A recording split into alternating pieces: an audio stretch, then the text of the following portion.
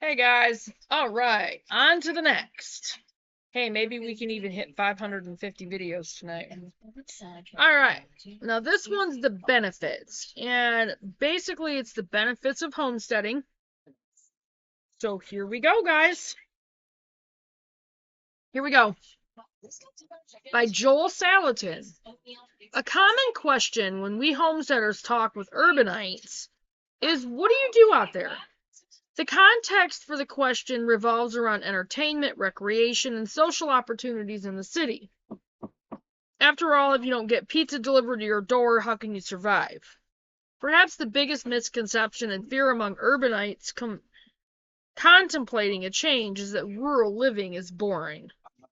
Children will be backward and parents atrophy intellectually and relationally, and that's the assumption.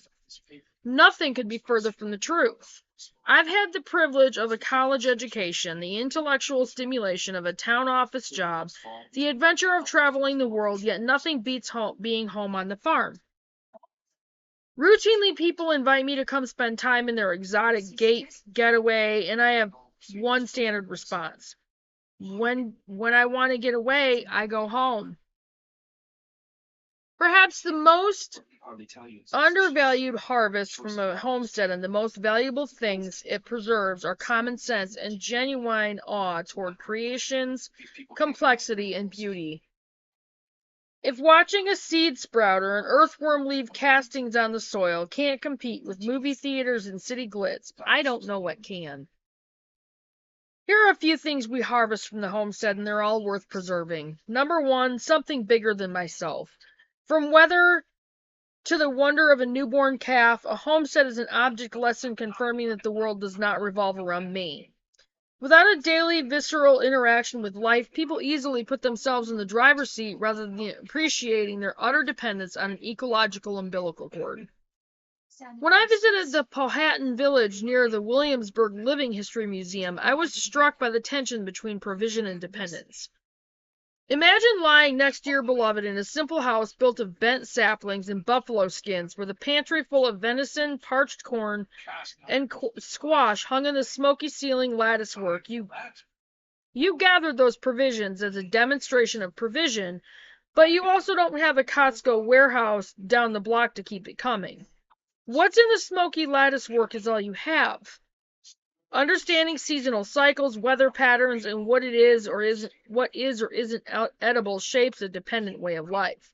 Learning how to prepare, preserve, and package food brings participatory privilege and responsibility to life's foundation.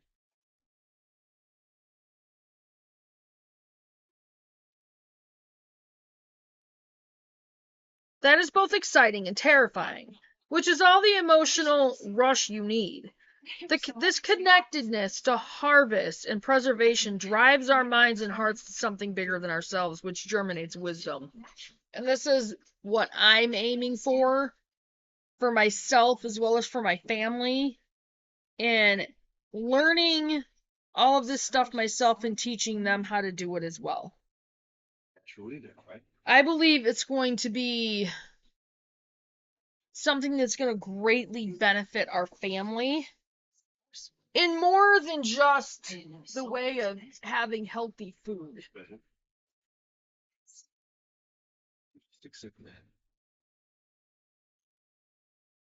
Sorry, guys. Okay. Number two, something beyond my routine. The city thrives on routine. Work, home, social events. It's a fairly cut and dried schedule. But on a homestead, surprises are always just around the corner. Whether it's a clutch of wild duck eggs next to the pond, a pileated woodpecker hammering on a snag, or a groundhog in the garden munching down carrot tops, surprises await daily. That helps us emotionally not to get too married to plans. Being able to stay flexible is a virtue, not only in maintaining our own sanity, but in healthy interactions with others who may have different expectations or ideas. We don't know where the deer will fawn. We can't possibly know where we'll encounter that new turkey hen parading her day-old poults while they're still young enough to go over and pick up. Today's fixation on video games puts the human in charge of everything. If I crash my car, the game gives me another one. I can count on that. But in real life, if we crash a car, we can't be sure life will give us another. Or that we can even live to see another day. Things are going on that I can't control, and I'd better learn to respect and honor those things. That's a harvest of appreciation and humility that preserves proper attitudes. And these things are priceless, you guys. Number 3, something beyond my understanding. We live in the supposed scientific age where intellectuals assume nothing is beyond the human grasp. But who knows how a seed germinates? Who knows how an earthworm creates minerals in its alimentary canal? Canal, wow. Can't read, apparently. Who knows how or why a fungus attacks one oak tree but leaves others alone? This is one reason I'm a fan of children's gardens. The wonder in a tomato seedling turning into a juicy sweet tomato. The mystery of sourdough rising, the joy of tadpoles in a pond. These all stimulate curiosity and awe toward life, which encourage innovation and creativity. Few things bring us into an honest appraisal of ourselves like interaction with life's wonders. Right now, humans have only named 10% of the beings in the soil. 90% of these microbes are unknown and unnamed. That's a lot we don't know. Very true. Many city children have never seen the Milky Way or the Big Dipper because light pollution hides the majesty of the stars. That's another thing. When we get out around our property area, we're going to go visit I think it's a national park or a state park. It's the Black Mesa. And out in this area, you can see the depth of the Milky Way and the colors and the stars and the shape and just, oh, it's gorgeous. I cannot wait to see it. A world of concrete, steel, honking cars, and traffic lights magnifies human achievement and pushes us toward hubris. Look at what humans created. Supplants look at what God created. Appreciating my limited understanding is certainly a harvest worth preserving. Number 4, everything competes to survive. As gardening guru Elliot Coleman says, every day the gazelle hopes it can outrun the lion, and every day the lion hopes it can outrun the gazelle.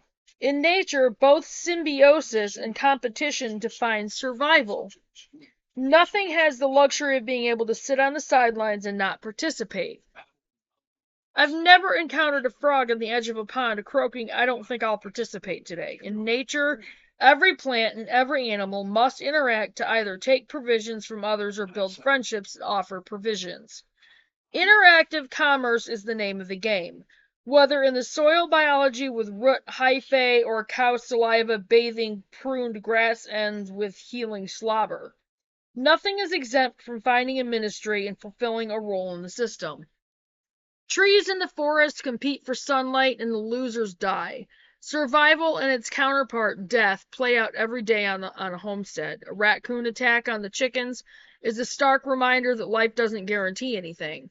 Entitlement does not exist on the homestead. If you fail to care for the chickens, they'll become unproductive.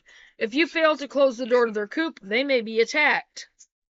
Personal obligations and multiple responsibilities engender a get-her-done work ethic that yields a wonderful harvest that is certainly worth preserving.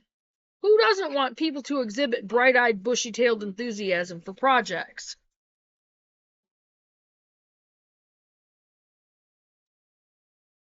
Number 5, perseverance is valuable. Have you noticed how short attention spans are these days, and how easily disappointed people become if they don't get liked every half an hour? Transitory loyalty is easy in the city, where you can eat a meal in a different establishment every night of the week. Don't like this one? Try that one. Don't like that soccer team? Go join another one. Don't like this apartment? Move over a block.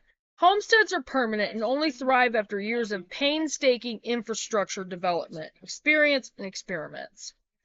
Nobody wants to walk away from their homestead investment based on a whimsy or flimsy excuses. No, you slog it out. You hang in there and punch through. So what if this year the tomatoes all got blossom end rot? We'll get it right next year. You don't move to another property, you stay with the one you have and do better.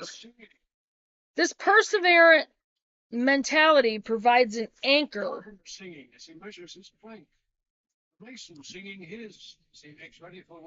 A permanence that lends stability in disturbing times. A homestead isn't conducive to jumping ship in hard times. It's conducive to sticking with it until you achieve success. We need more things in life that incentivize loyalty and commitment rather than early bailout. From long-lived marriages to long-term projects, the perseverance harvested from homesteads is worth preserving.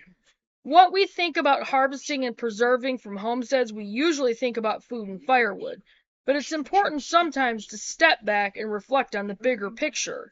The societal and cultural benefits are certainly as important as the physical products from our abundant homesteads. Joe Salatin and his family own Polyface Farm in Virginia's Shenandoah Valley. He has authored 15 books and speaks all over the world about agriculture and culture. To keep up with him and the farm, visit www.polyfacefarms.com. That was www.polyfacefarms.com. And that was it for the benefits of homesteading. So, I'll go ahead and get this up there, and I will see you guys on the next one. Bye, guys.